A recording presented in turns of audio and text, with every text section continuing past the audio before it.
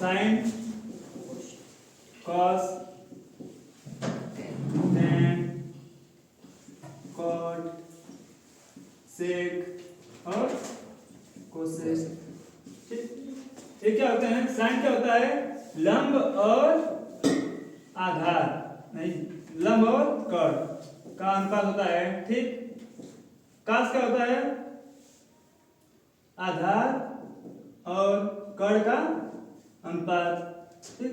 Ten लंब और आधार का अनुपात होता है, ठीक।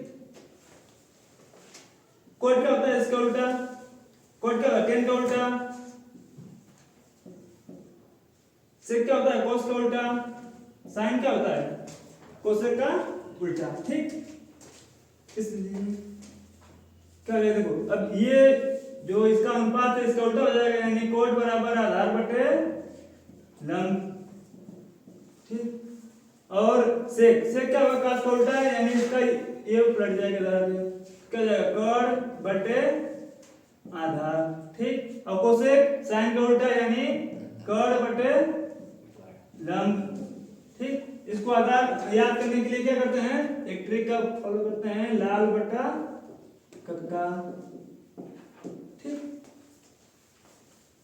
लाल ये फार लंब होता है, ठीक। ए फार आधार और ये फार लंब, के फार कर्ण, ठीक। और के फार कर्ण, ए फार आधार, ठीक।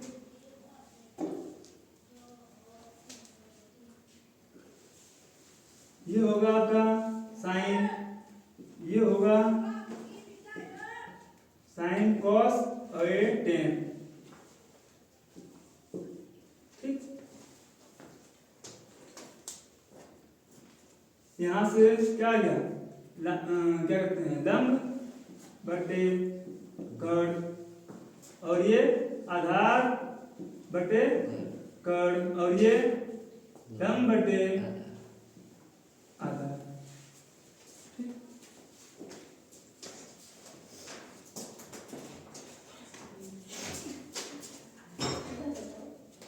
देखो, साइन थीटा बराबर साइन थीटा बराबर क्या हो जाएगा? एक बटे कोसेक, ठीक। और कॉस थीटा बराबर एक बटे सेक, टेन थीटा बराबर एक बटे कॉट, यानी साइन कोसेक का उल्टा है। यहाँ पर थीटा लगा देंगे, ठीक, एंगल से होना चाहिए, यानी साइन कोस का उल्टा है, तो कोस भी साइन का उल्टा होगा, यानी हम कोस कोसेक थीटा को एक बटे साइन थीटा भी बोल सकते हैं, ठीक। और यहाँ पर सेक थीटा बराबर एक बटे कोस थीटा भी बोल सकते हैं, और कोट थीटा बराबर एक बटे टेन थीटा भी बोल सकते हैं। आगे चलते हैं, ठीक।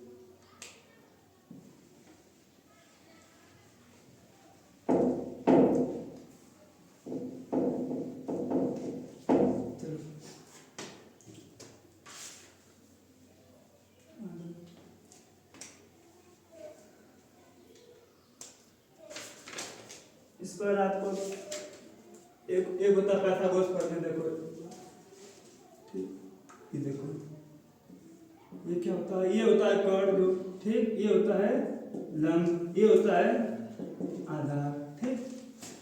इसका हम नाम देते हैं ए बी सी, ठीक। कोई त्रिभुज है, समकोण त्रिभुज, ठीक। इसमें क्या है? एक कर्ण है, एक लंब है, एक आधार है, ठीक है। जो सबसे बड़ी भुजा होती है उसे कर्ण कहते हैं। सबसे बड़ी भुजा को कर्ण कहते हैं, और ये दो छोटी भुजाओं में से कोई एक लंब, कोई एक आधार हो सकता है, ठीक।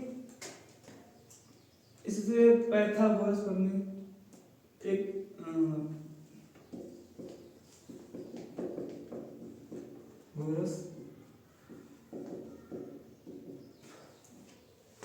पैथागोरस करने क्या होता है? सबसे बड़ी भुजा का वर्ग दोनों छोटी भुजाओं के वर्ग के योग के बराबर होता है, ठीक। किसी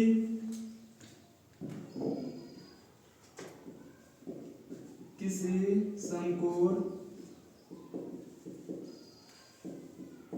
त्रिभुज की सबसे बड़ी भुजा का वर्ग इसके दोनों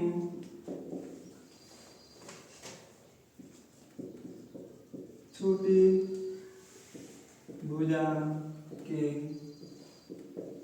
वर्ग के योग के बराबर होता है। ठीक, इसको गणितीय रूप में कैसे लिखते हैं? यहाँ पर देखो, ये जो भुजा को कर्ण बोलते हैं, जो सबसे बड़ी भुजा उसको क्या बोलते हैं? कर्ण। तो कर्ण का कर लेंगे हम स्क्वायर। कर्ण का स्क्वायर किसके बराबर होगा? दो छोटी भुजाओं यानी लंब आधार, इसको भी हम आधार, इसको अगर हम बोलेंगे तो ये वाला आधार हो जाएगा। तो दो छोटी भुजाओं के क्या कहते हैं, वर्गों के योग के बराबर होता है। ठीक, तो लंब का स्क्वायर प्लस आधार का स्क्वायर, ये होता है पैंथागोरस प्रमेय। ठीक, अब आते हैं सवाल की आप लोग की। अगर यहां से हम केवल कर्ण की बात करें, कर्ण, तो यहाँ पे स्क्वायर स्क्वायर में भेजेंगे उस साइड क्या हो जाएगा? कड़ी। ठीक, कड़ी हो जाएगा, यानी लंब का स्क्वायर प्लस आधार का स्क्वायर। अगर हम यहाँ पर लंब की बात करें केवल, तो लंब का स्क्वायर अगर आधार भेजेंगे साइड क्या हो जाएगा? कर्ण का स्क्वायर माइनस आधार का स्क्वायर। ठीक, अब ये इस स्क्वायर को भेजेंगे उस साइड तो कड़ी लगा देगा उधर जाके। लंब बराबर कड़ी में कर्ण का स्क्वायर माइनस आधार का स्क्वायर। ठीक, इसी प्रकार अगर हम आधार की बात करेंगे तो वो भी जाएगा घटेगा, तो आधार बराबर हो जाएगा कड़ी में कर्ण का स्क्वायर माइनस लंब का स्क्वायर। हमेशा बड़ी भुजा में से घटता है। ठीक, ये आपका पाइथागोरस प्रमेय। चलो आज में शुरुआत है।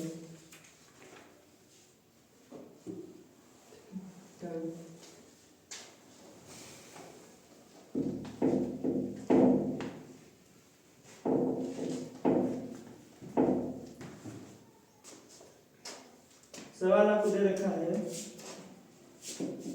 साइन थीटा बराबर तो टेन थीटा बराबर क्या होगा? ये आपका सवाल है। ठीक, चलो सोल्व करते हैं इसको। साइन थीटा बराबर क्या होता है? साइन थीटा बराबर हमने आपको बताया कि लंब बटे कर्ण होता है।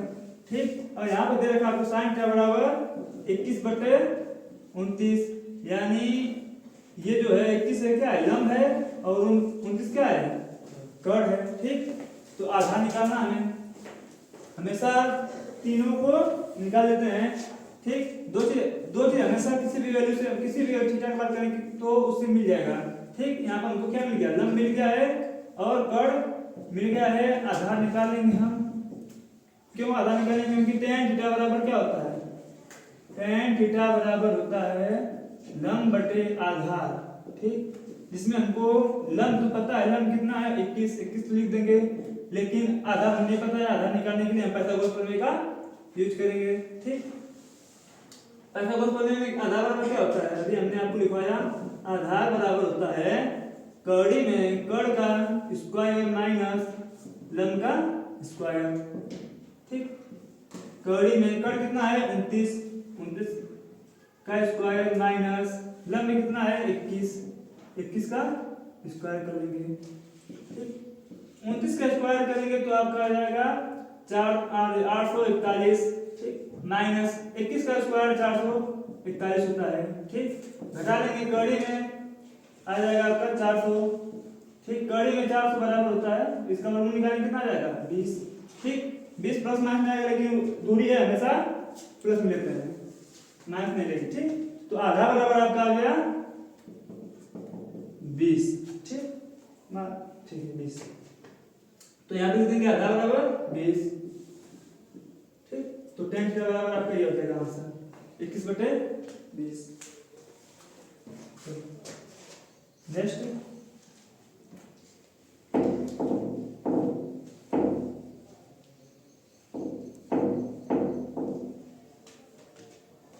नेक्स्ट क्वेश्चन आपको दिया है cos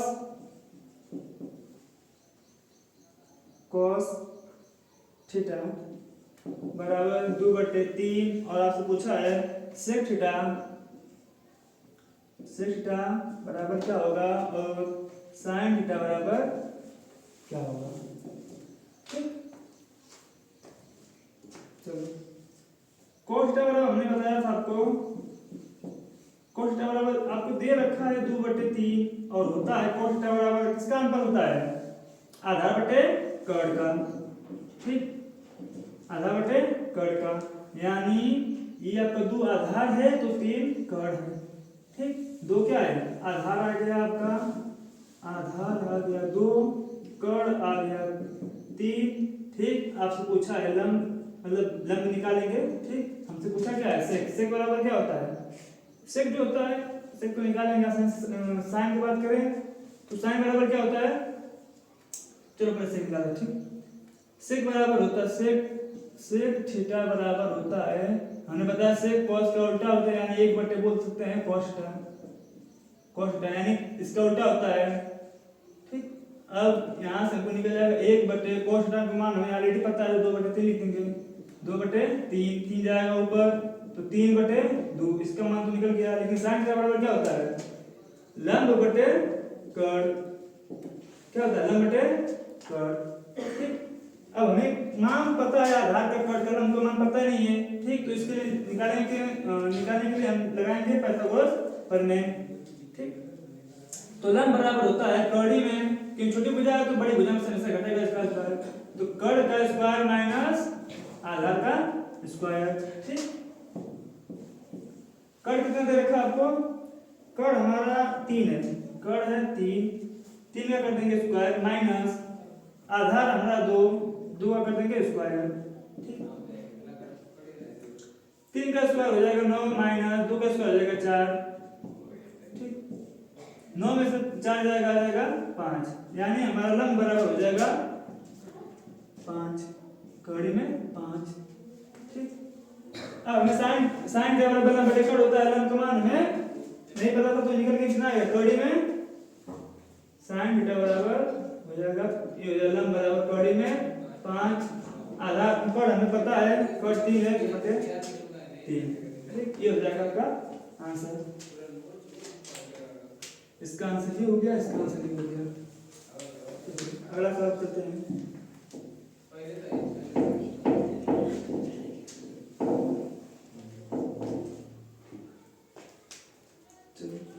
दिया है cot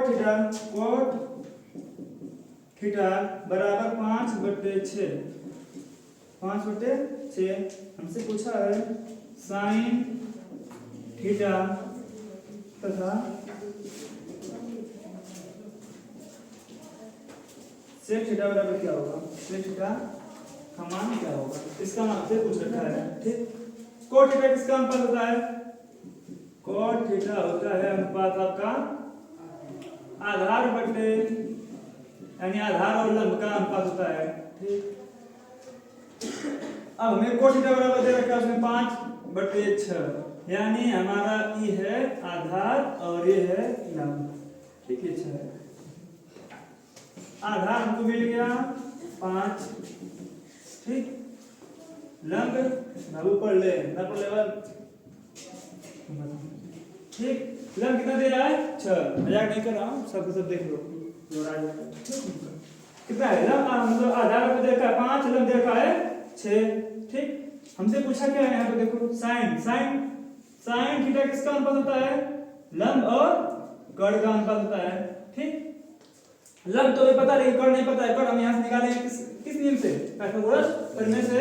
आपका कर्ण क्या हो जाएगा, कर्ण बराबर हमने बता रखा है आपको कि दोनों छोटी भुजाओं के वर्ग को करियो, ठीक। और ये मतलब कड़ का स्क्वायर करेंगे, जब कड़ी स्क्वायर हो जाएगी उस साइड तो ले जाएगा कड़ी, ठीक।